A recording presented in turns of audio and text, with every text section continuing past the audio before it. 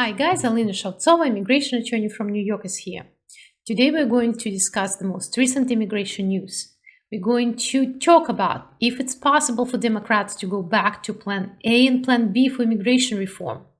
What new requirement or test, if you'd rather, can be used for those who would like to travel to the United States starting November 8th.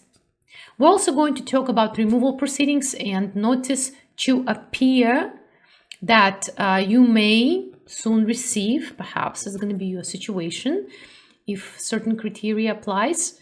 And of course, I'm just going to share with you some other interesting immigration points as always. So thank you very much for joining me. If this is your first time here on my channel, please subscribe, share this video, like, and don't forget to ask your questions. And let's start. Now, what I wanted to talk to you about with regard to COVID travel rules is that in addition to the rules I already discussed in my previous videos, CDC released one more regulation or requirement as to who may board the plane on their way to the United States. As you are aware, most people who are going to be traveling to the United States will have to produce negative test results to COVID-19. Whether you are a citizen or you are a green card holder, you will have to show that you've been tested. The difference in testing will be only if you are fully vaccinated, then you can have the test done within 3 days before departure. And if you are not vaccinated and allowed to board the plane, or you are not fully vaccinated, you will have to do the test within 1 day of departure. But there is a group of people that will not have to produce the test at all.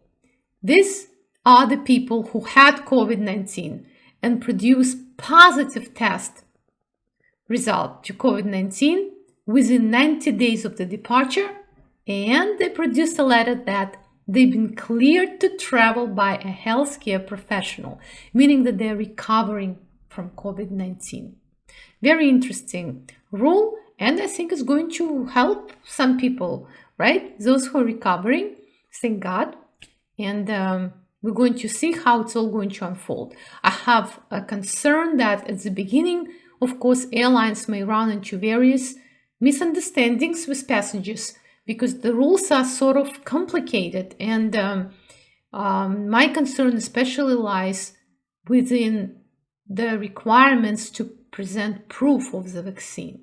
Because on one hand, airline representative has to make sure that the passenger was vaccinated, and on the other hand, there are various documents that can be produced as proof. So I believe there may be some misunderstandings and perhaps difficulties entering the United States after the passenger was boarded. We're going to see. Now let's talk about the removal proceedings. About 78,000 people are expected to receive notices to appear soon. Those are the people who crossed the border from Mexico and never received notices to appear. Instead, they were processed and received orders to register with ICE.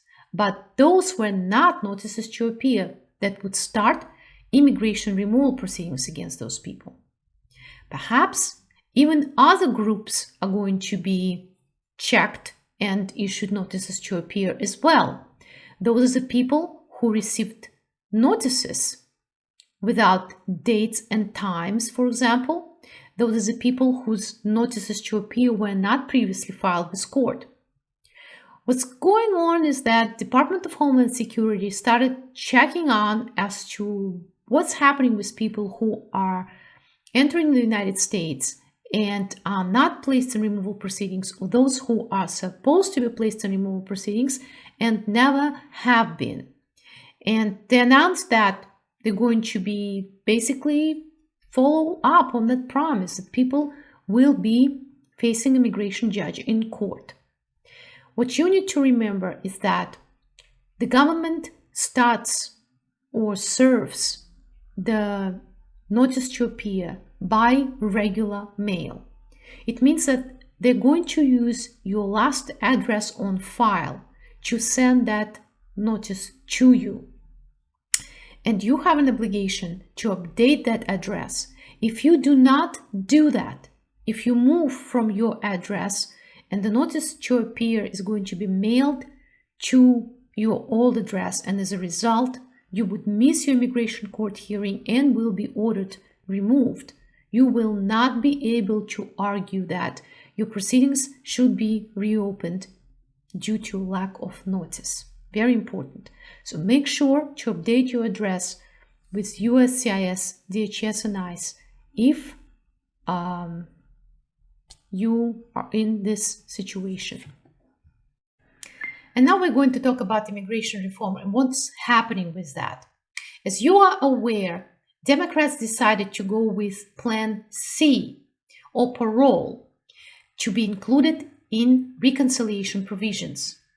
But yesterday, a group of immigration advocacy organizations released a memorandum urging Democrats to take another look at Plan A and Plan B, advising them that if they really want to, they actually have power to still make a change and include a Plan A or Plan B into reconciliation provisions and potentially overcome the Senate parliamentarians' negative ruling. Why? It is because this group believes that it's not up to the Senate parliamentarian, but up to the presiding officer, Senate's presiding officer, to make the final call as to what can be and what cannot be included in reconciliation provisions. In fact, the memo cites precedents or occasions on which Senate parliamentarian was ignored. We're going to see what Democrats are going to do. Of course, personally, I would love to see Plan A, or pathway to citizenship for essential workers, farm workers, and TPS holders and DACA holders to be the focus of the immigration reform. Plan B would also work if I had to compromise. I would even settle for Plan C if nothing else is possible. But when you know that there is an opportunity to go with the best, I hope that Democrats are going to choose that. I'm going to keep you updated on various developments, and please subscribe to my channel if you have not done so. Stay on top of your immigration case, and I hope to see you soon.